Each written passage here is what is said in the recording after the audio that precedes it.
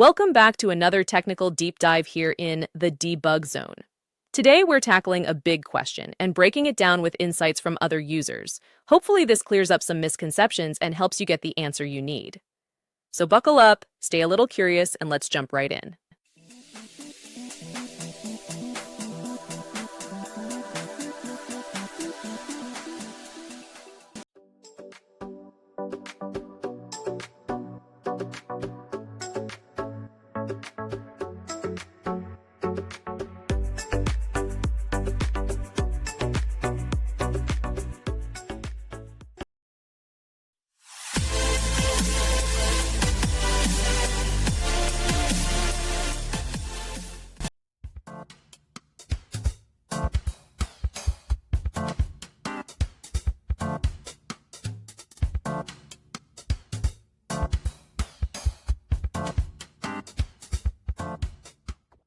And that's a wrap.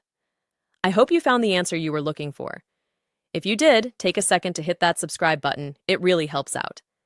And let me know in the comments which solution worked best for you. See you next time in the debug zone.